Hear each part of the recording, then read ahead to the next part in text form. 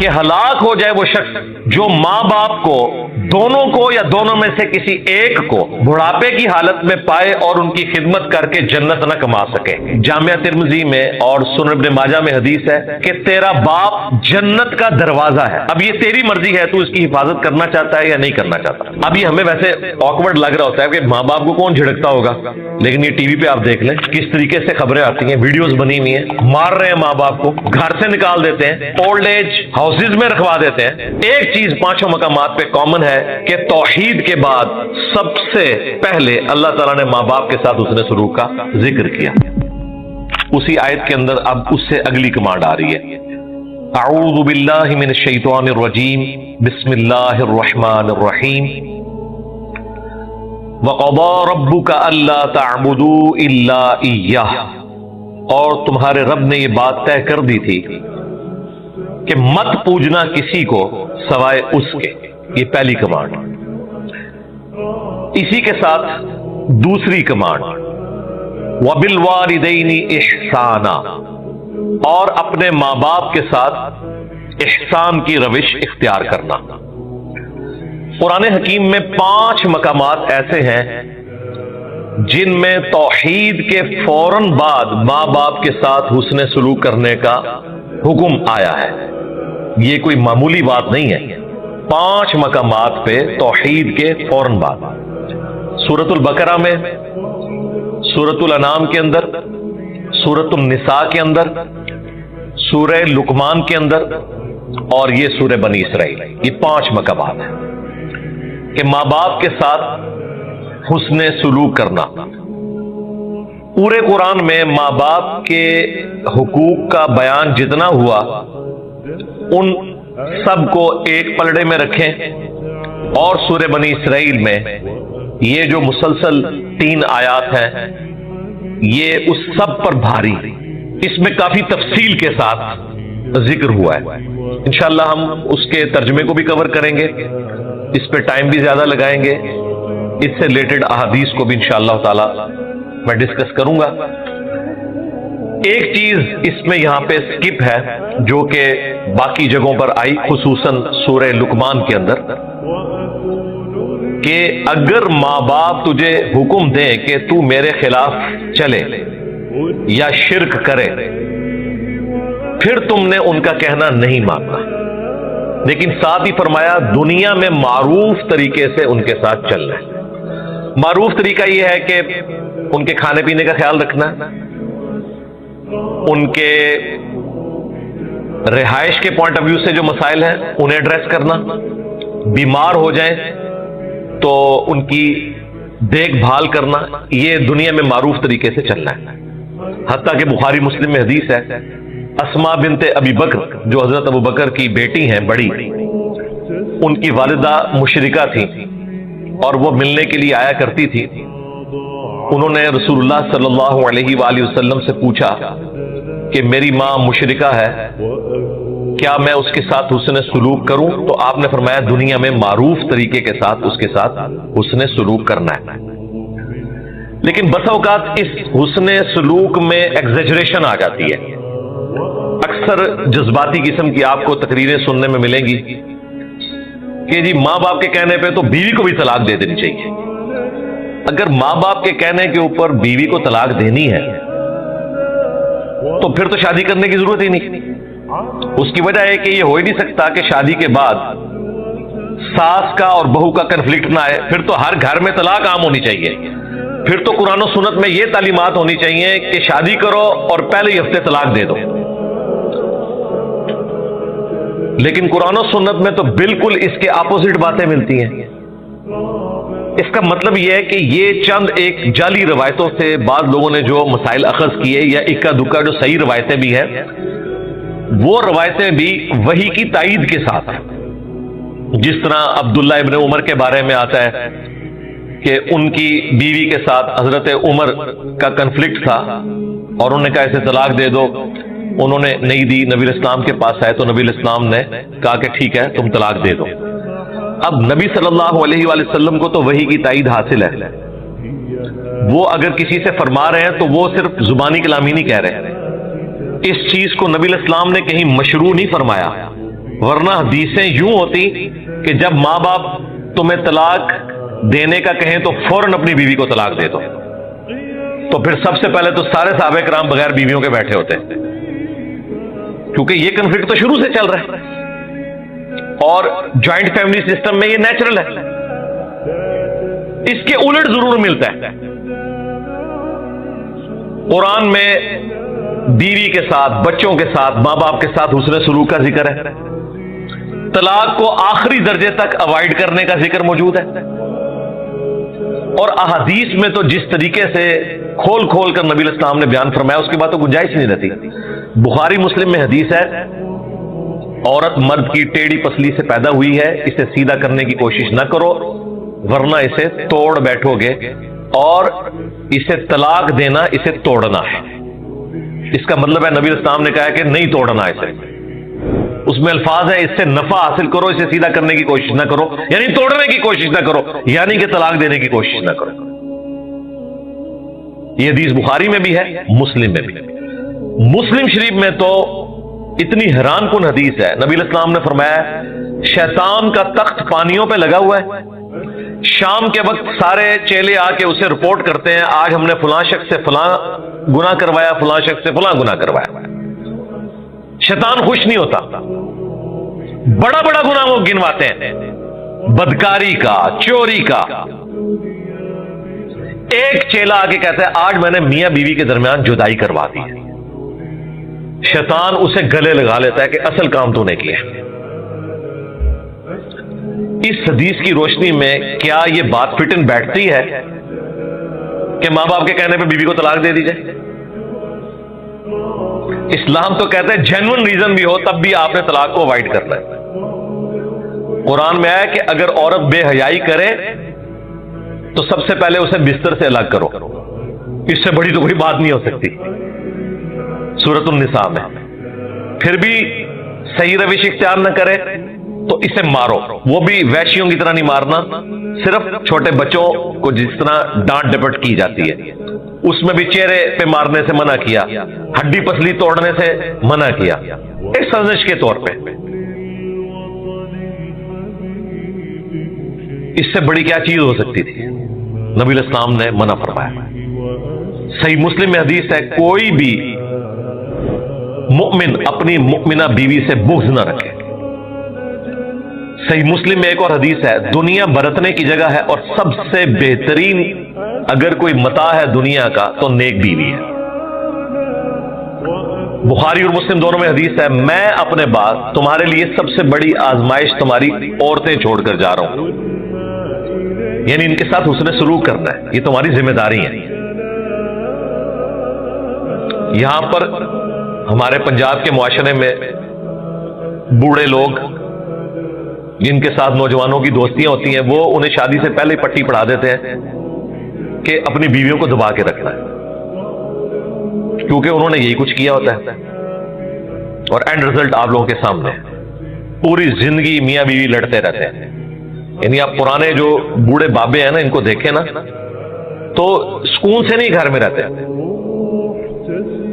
اسی طریقے سے وہ میاں بیوی جو پوری زندگی اکٹھے نہیں رہے ہوتے، بڑھاپے میں جب ریٹائرمنٹ کے بعد مرد گھر واپس آتا ہے کچھ عرصے بعد آپ طلاق سن لیتے ہیں، یہ عام آپ نے سنا ہوگا، یہ خصوصاً فوجیوں میں بہت ساری طلاقیں اس طرح کی ہو جاتی ہیں کیونکہ انہیں ساتھ رہنے کی عادت نہیں ہوتی، اور بڑھاپے کے وقت اب دونوں کی ہڈیاں اپنی جگہ فکس ہو چکی ہیں، کوئی پیچھے ہٹنے کے لیے تیار نہیں ہے، وہ طلاق ہو جاتی ہے اور وقت پڑ جاتا ہے بچوں کو، ماں کو بھی انہوں نے سنبھالنا ہے، باپ کو بھی سنبھالنا ہے، اور ایک جگہ نہیں رکھنا، ظاہر ہے وہ نامحرم ہو گئے ایک دوسرے کے لیے۔ یہ بہت بڑی آزمائش، یہ وہ ریئل ٹائم پرابلمز ہیں جو لوگ ہم سے آ کے ڈسکس کرتے ہیں اور کہتے ہیں نہیں کیا کریں، مصیبت بن گیا آخری وقت میں ہمارے ماں باپ ہمارے لیے۔ وہ آپس میں غصے میں الجھے ہیں اور طلاق کر کے تو مصیبت ہماری جان کو ڈال دی ہوئی ہے۔ سب کے پاس تو فائنینشیل ریسورسز ایسے نہیں ہوتے نا کہ وہ ماں باپ کو الگ الگ مکانوں میں رکھ سکیں، یہ ایک عذاب والی صورتحال شروع ہو جاتی ہے کیونکہ ساتھ رہنے کا تجربہ نہیں ہوتا۔ کورونا کے دنوں میں آپ نے نہیں سنا تھا کتنے لوگوں کی طلاقیں ہو گئی یورپ امریکہ میں، کیونکہ پہلے تو مصروف رہتے تھے ایک دوسرے کے ساتھ، بس اتنا ہی ریلیشن شپ تھا کہ بچوں کے پوائنٹ آف ویو سے کوئی تھوڑی بہت ڈسکشن ہو گئی، یا جاب کے پوائنٹ آف ویو سے، یا کھانے پینے کے موقع پہ، جب ساتھ پورا دن گزارنا پڑا تو دونوں ہی ڈان ہیں، عورتیں بھی ڈان ہیں اور ان کے ہسبینڈ بھی ڈان بنے ہوئے ہیں. اور at the end of the day Europe میں تو یو کے اندر کئی ایک میں نے یعنی مین ٹی وی چینلز کے اوپر خبریں دیکھی ہیں کہ کئی مردوں کو ان کی بیویوں نے مارا ہے. یہاں تو زیادہ تر مرد مارتے ہیں نا، وہاں زیادہ تر عورتیں مارتی ہیں.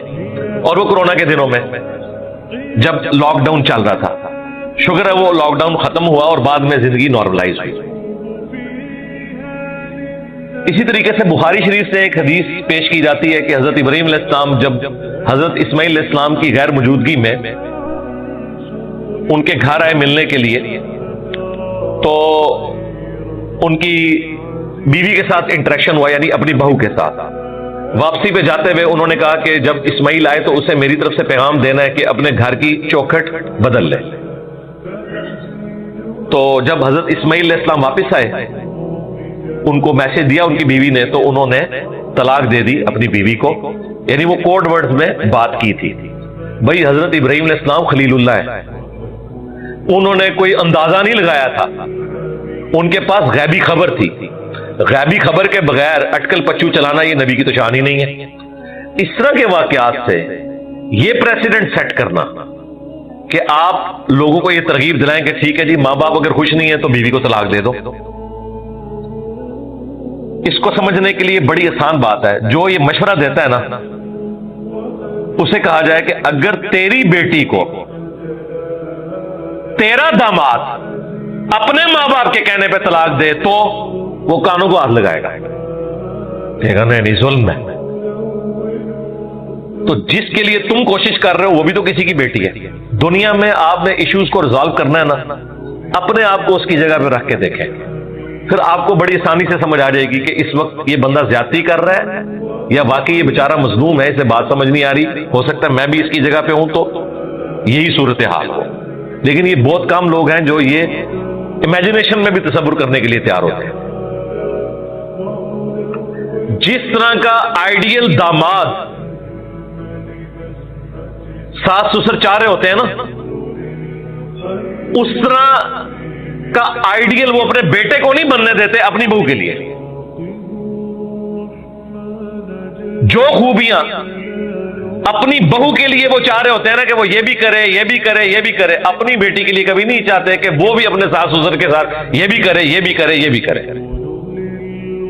تو رزلٹ آپ کے سامنے ہے.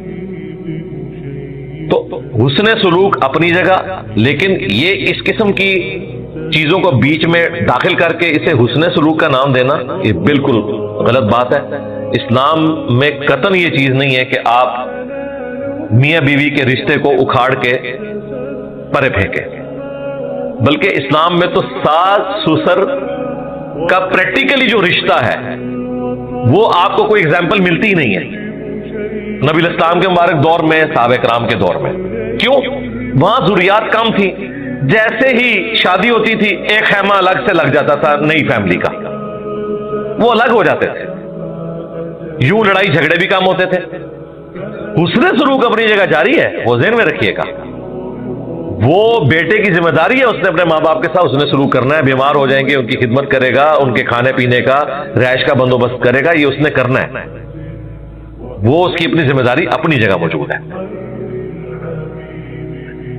اس لیے ان آیات کو بیان کرتے وقت تصویر کا دوسرا رخ بیان کرنا ضروری ہے. اب آ جائیں ماں باپ کے حقوق کی طرف. 5 مقامات پہ، جن میں سے ٹاپ آف لسٹ یہ مقام ہے.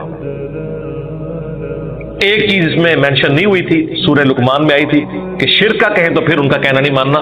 وہ امپلائڈ تھا، وہ تو بخاری مسلم میں حدیث ہے کہ خالق کی نافرمانی میں مخلوق کی اطاعت نہیں کی جا سکتی، سیدھی سی بات ہے.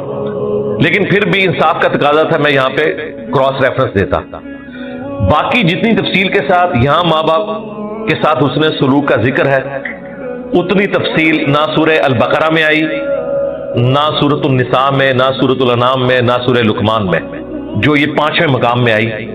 ایک چیز 5 مقامات پہ کامن ہے کہ توحید کے بعد سب سے پہلے اللہ تعالیٰ نے ماں باپ کے ساتھ حسن سلوک کا ذکر کیا. اور فرمایا کہ ماں باپ کے ساتھ حسن سلوک کرو، وبالوالدین احسانا، اور اس میں بھی خصوصاً اما یبلغن عندک الکبر، اگر یہ تمہارے سامنے بڑھاپے کی حالت کو پہنچ جائیں، احدہما او کلاہما، وہ دونوں یعنی ماں اور باپ دونوں یا ان میں سے کوئی ایک، فلا تقل لہما اف، تو انہیں اف بھی نہ کہنا۔ یہ محاورتاً بات ہے، عربی زبان میں سب سے ہلکی بات یہی تھی، اف۔ جس طرح ہم پنجابی میں غصے کے اظہار کے لیے کہتے ہیں یہ عربی میں اف ہے، یہ بھی کہنے کی اجازت نہیں ہے، اف بھی نہ کہنا۔ اور خصوصاً بڑھاپے کا ذکر اس لیے ہوا کہ بڑھاپے میں جا کے ماں باپ بچوں والی عادتوں کا شکار ہو جاتے ہیں، باتوں کو بار بار ریپیٹ کرنا، اس میں سننے والے کے لیے کوف بھی ہوتی ہے لیکن اس کو برداشت کرنا ہے، انہیں اف بھی نہ کہنا۔ میں نے تو اس میں جو سب سے آسان ذریعہ ڈھونڈا ہے نا بچنے کا، وہ یہ ہے کہ آپ جتنی مختصر گفتگو کریں گے اتنے ہی گستاخی کے چانسز کم ہو جائیں گے۔ جتنی زیادہ گفتگو کریں گے اور اس میں پھر معاملات کھلتے چلے جائیں تو اس میں پرابلم زیادہ کھڑی ہوتی ہے۔ ٹو دی پوائنٹ معاملات کو لے کے چلیں تو یہ چانسز کم ہو جائیں گے۔ ادروائز ظاہر ہے انسان ہے، انسان کو دوسرے انسان کی ایکٹیویٹیز کے اوپر غصہ آ ہی جاتا ہے، وہ آگے ذکر بھی آ جائے گا کہ اس طرح کبھی ہو جائے گا۔ اگر تم بدنیت نہیں ہو نا، جان بوجھ کے ایسا نہیں کر رہے، تو اللہ تعالیٰ بخشنے والا مہربان ہے۔ انٹینشنلی کوئی گستاخی کی نیت نہ ہو، وہ تو پھر قابل گرفت ہے، اس کے اوپر تو کوئی چھٹکارے والی بات نہیں ہے۔ لیکن حد الامکان کوشش کرنی ہے کہ اگر وہ دونوں بڑھاپے کی حالت میں دونوں یا دونوں میں سے ایک پہنچ جائیں تو انہیں اف بھی مت کہنا، ولا تنہرہما، اور انہیں مت جھڑکنا۔ اب یہ ہمیں ویسے آکورڈ لگ رہا ہوتا ہے کہ ماں باپ کو کون جھڑکتا ہوگا، لیکن یہ ٹی وی پہ آپ دیکھ لیں کس طریقے سے خبریں آتی ہیں، ویڈیوز بنی ہوئی ہیں، مار رہے ہیں ماں باپ کو، گھر سے نکال دیتے ہیں، اولڈ ایج ہاؤسز میں رکھوا دیتے ہیں۔ یورپ امریکہ میں اگر رکھواتے ہیں تو مار پیٹ کے نہیں رکھواتے، وہاں کوئی مارنے کا سوچ بھی نہیں سکتا، وہاں پرابلم الگ ہے کہ وہ ذمہ داری اٹھا نہیں سکتے، اور وہ اپنی جگہ جسٹیفائی ہیں کیونکہ ان کے ماں باپ نے بھی بچپن میں ان کے ساتھ اسی قسم کے سلوک کیا ہوتا ہے۔ وہ اپنی لائف بھرپور گزار رہے ہوتے ہیں اور پیرلل میں بس کبھی اسکول بورڈنگ اسکول میں داخل کروا دیا، پھر جب وہ کہتے ہیں اب ہم ان کو اسکول میں داخل کروائیں گے۔ ہمارے سب کانٹیننٹ کے معاشرے میں جو ماں باپ کا ایک گہرا رشتہ ہے اپنی اولاد کے ساتھ، تن من دھن لگا دیتے ہیں، جتنے بھی آپ کو کامیاب لوگ نظر آ رہے ہیں ان کے پیچھے آپ کو سب سے زیادہ کنٹریبیوشن ان کے ماں باپ کی نظر آتی ہے، فائنینشیل بھی، اخلاقاً بھی، ہر لحاظ سے، تب وہ کسی مقام کے اوپر پہنچتے ہیں۔ یہاں تو معاملہ ڈفرینٹ ہے، یہاں تو یعنی پھر وہ جسٹیفائی ہے یہ چیز کہ اولاد کا کام ہے کہ ماں باپ کے ساتھ حسن سلوک کرے، وہاں کا معاملہ ایک ڈفرینٹ ہے۔ تو جھڑکنا بھی نہیں، وَقُلْ لَهُمَا قَوْلًا كَرِيمًا، اور ان کے ساتھ بات نرمی کے ساتھ کرنی ہے، رسپیکٹ کے ساتھ کرنی ہے۔ وَاخْفِضْ لَهُمَا جَنَاحَ الذُّلِّ مِنَ الرَّحْمَةِ، اور اپنے بازو کندھے جھکا کر رکھنے ہیں عاجزی کے ساتھ، یعنی اس کو لفظی ترجمہ تو یہ ہے کہ اپنے پروں کو بچھا کے رکھنا ہے، جیسے ایک ماں بچوں کی حفاظت کرتی ہے یا ایک مرغی اپنے چوزوں کو اپنے پروں کے نیچے لیتی ہے، اس طریقے سے ماں باپ کے ساتھ بڑھاپے میں سلوک کرنا ہے۔ جناح الذل من الرحمہ، رحمت کے ساتھ۔ وقل رب ارحمہما کما ربیانی صغیرا، اور ان کے حق میں یہ دعا کرنی ہے کہ اے رب ہمارے ان دونوں پر رحم فرما جس طرح انہوں نے بچپن میں مجھے پالا تھا۔ یہ دعا یاد ہونی چاہیے، تشہد میں پڑھیں، آگے پیچھے پڑھیں اپنے ماں باپ کے لیے، رب ارحمہما کما ربیانی صغیرا، اے رب ہمارے ان دونوں پر رحم فرما جس طرح بچپن میں انہوں نے ہمیں پالا تھا۔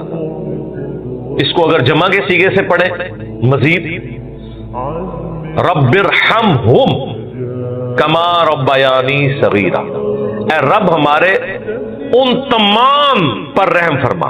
اب یہ جمع کا صیغہ ہے، یہ 3 اور 3 سے زیادہ کے لیے. عربی میں جمع 3 سے شروع ہوتی ہے. یہاں تثنیہ کا صیغہ ہے ان دونوں پر. رب ارحمہما ان دونوں پر، رب ارحمہم ان تمام پر. اس کو جمع کے صیغے سے بدلیں گے تو اس میں آپ اپنے دادی، دادا، نانی، نانا وہ بھی سارے شامل ہو جائیں گے. اور یہ سنت ہے کہ جمع کے صیغوں کے ساتھ دعا کی جا سکتی ہے. نبی علیہ السلام کی کئی دعائیں ہیں جو سنگولر کے صیغوں کے ساتھ ہیں اور صحابہ کرام نے انہیں جمع کے صیغوں کے ساتھ پڑھا ہے. بعض اوقات تو نبی علیہ السلام نے بھی ان کو جمع کا صیغہ کر دیا، جس طرح اللہم اجرنی من النار احادیث میں آیا ابو داؤد کے اندر. ہم اسے جمع کے صیغے کے ساتھ پڑھتے ہیں اللہم اجرنا من النار. یا حی یا قیوم برحمتی کا استغیث، الف کے ساتھ حمزہ سے پڑھیں گے تو سنگولر کا صیغہ ہے. نون کے ساتھ پڑھیں گے برحمتی کا نستغیث تو جمع کے صیغہ ہو جائے گا. اللہم اہدنی فی من ہدیت سنگولر کا صیغہ. اللہ